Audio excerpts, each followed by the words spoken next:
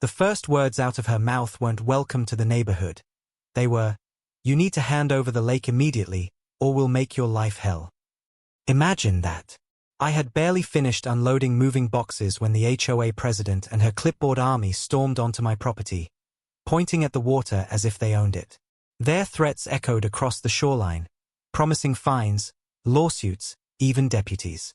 What they didn't realize was that their community docks, the same ones their families used every summer, rested on land tied directly to my deed. I thought moving here would finally mean peace. After years of city noise, divorce hearings, and living in an apartment where walls were thinner than paper, stepping onto this property felt like breathing again. The lake spread wide and silver under the morning sun, its surface calm enough to reflect the mountains like a perfect painting. My new house wasn't much yet, just a rustic cabin with boxes stacked like bricks of my old life, but the land whispered promises of freedom. The kind of place where you imagine fishing at dawn, kids laughing on weekends, and evenings wrapped in quiet. The lake was the jewel, no question. My uncle had always called it the crown, though most of the family never understood why. When the deed came through after his passing, I thought maybe I'd inherited a pond. But standing on the shore the first time, I realized this wasn't just a body of water. It was a kingdom, stretching farther than my eyes could trace, bordered by thick pines and dotted with weathered wooden docks that reached into the glassy surface like fingers. The smell of wet earth and pine needles mixed with the faint creak of water lapping against pilings. It didn't take long to see that those docks weren't just for show. Locals came and went in quiet boats, hauling fishing gear, coolers, and kids in life vests. They waved at me casually, as if I were just another neighbor. Most didn't know I'd moved in yet, and none of them realized the irony. The very planks under their feet were tied to the property deed folded neatly in my glove box. I kept that fact quiet, figuring I'd introduce myself slowly, let relationships form before talking boundaries. That was the plan. A fresh start, a new chapter, one I could finally share with my daughter when she visited.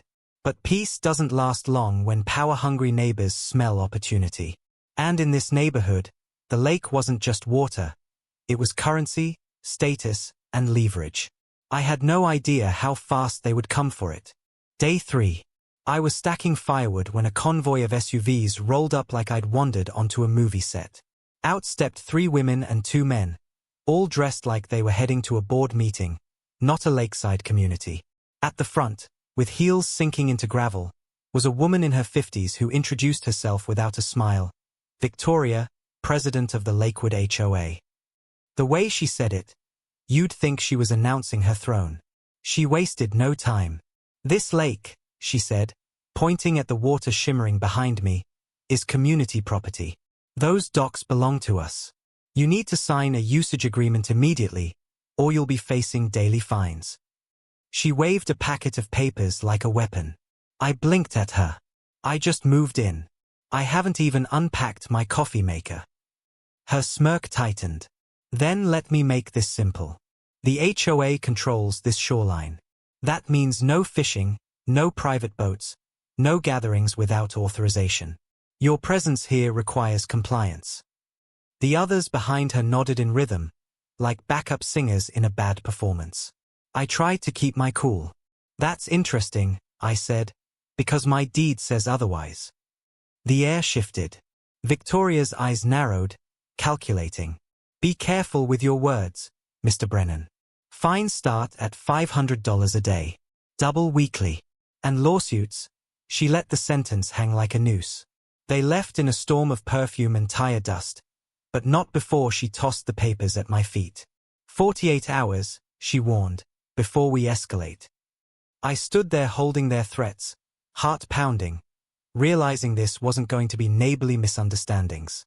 This was war, and they had no clue the battlefield they'd chosen was one where I held the high ground. The next morning, I drove straight to the county courthouse. Years ago, during my divorce, I'd learned one lesson. Paperwork is power. The clerk led me into a back room that smelled of dust and old ink.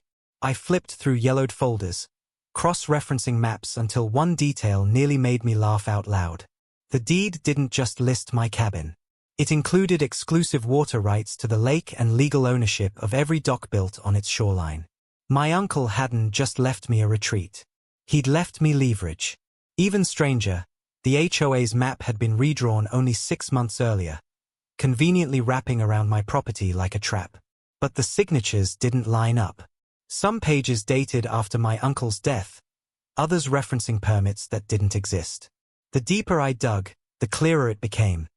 This HOA wasn't a protector of community values. It was a cartel with paperwork. That realization shifted everything. I wasn't the outsider with something to lose. I was the landowner with everything to expose. But I also knew if I played this wrong, they'd bury me in lawsuits and smear campaigns before the truth saw daylight. So I closed the folder gently, thanked the clerk, and walked out with a new determination. They wanted 48 hours? Fine. In 2 days, they'd learn that the very thing they were trying to steal from me, the lake, was the rope that could hang their entire operation. HOAs don't like being challenged. By the next week, the harassment had begun. It started small, official-looking signs posted at the end of my driveway claiming construction zone, no trespassing. Then came anonymous complaints, county inspectors knocking on my door with citations about septic systems and noise violations that didn't exist. The online war followed. A community safety Facebook page popped up with my photo labeled, "Potential Threat to Children." Neighbors who had smiled at me days before now looked away, whispers trailing behind. My daughter called crying after seeing posts about me being a criminal. That was the punch to the gut. This wasn't just about land anymore. They were going after my name, my family. Then came the blockade. 3 SUVs parked just far enough across the road to force me to squeeze by, their drivers smiling innocently.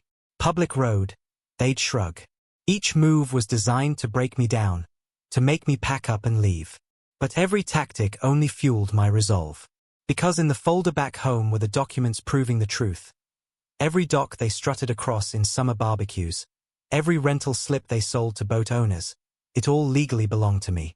And when the right moment came, I was going to turn their weapons back on them. The emergency community meeting was announced like a royal decree.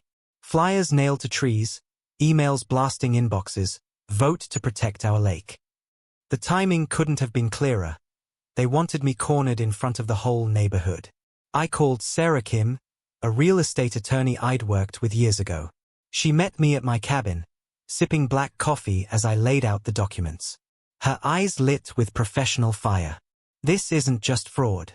This is racketeering," she said. "And you're holding the ace." Together we prepared. Copies of deeds, water rights certificates, payment records showing the HOA had collected thousands from neighbors for dock maintenance. All tied to property that wasn't theirs to control. As Friday approached, I felt the tension in the air tighten like a drawn bowstring. On the morning of the meeting, I walked the shoreline. Kids splashed near docks, parents shouted across the water, boats idled lazily. None of them realized the ground they stood on wasn't the HOA's gift. It was my inheritance. That night, the showdown would begin. The community center was packed shoulder to shoulder. Folding chairs scraped the linoleum, the smell of old coffee mixing with perfume and nervous sweat. Cameras from local news stations lined the back wall. Victoria stood at the podium, polished to perfection, her slideshow already glowing with words like dangerous, illegal, and threat. She painted me as a reckless squatter, someone plotting to privatize the lake and rob families of their summer traditions. The crowd murmured, some angry, others uncertain. When she finished, she smirked at me across the room. Would the accused like to respond? I stood slowly, folder in hand, heart pounding but voice steady. Yes. I walked to the podium, laid the deed across it, and spoke. This lake you claim belongs to the HOA? According to county records, it doesn't. It belongs to me, along with every dock you've been charging residents to use. Gasps rippled through the crowd. I flipped page after page. Deeds, permits, tax receipts. 4 months, your HOA president has been collecting fees on property she doesn't own. That's not community service. That's fraud. The room exploded.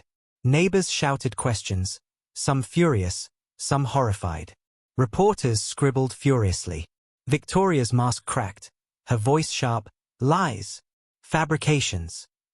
But I wasn't finished. I produced copies of the dock leases, agreements Victoria had signed, demanding hundreds in maintenance fees. Not $1 of this was hers to demand. And every cent is traceable. The sheriff, seated in the front row, leaned forward grimly. The crowd turned, eyes narrowing at Victoria. The tide had shifted. By the next morning, Victoria's empire was crumbling. County investigators arrived at HOA offices, seizing computers and files. Neighbors who had backed her sheepishly avoided her calls. Rumors spread like wildfire. Thousands missing from HOA funds, contracts signed without consent, threats disguised as fines. For me, it was surreal. The same people who had once glared now knocked on my door with pies and apologies. Even the sheriff stopped by, tipping his hat. Never seen an HOA implode that fast, he said. Victoria tried to rally, filing emergency injunctions. But the evidence was public now, carried on evening news broadcasts showing her red-faced denial against my calm presentation of deeds. Her authority had snapped like a dock plank under too much weight. Weeks later, the lake was quiet again, not the silence of tension, but the peace of community healing. I made a choice. Instead of cashing in or evicting neighbors, I opened the docks with clear, fair rules. No bogus fines, no threats, no lies.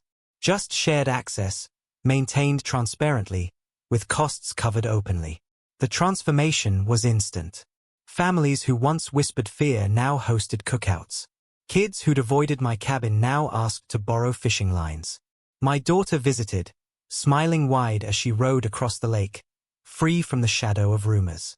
One evening, watching the sunset paint the water gold, I realized the true victory wasn't in winning against Victoria.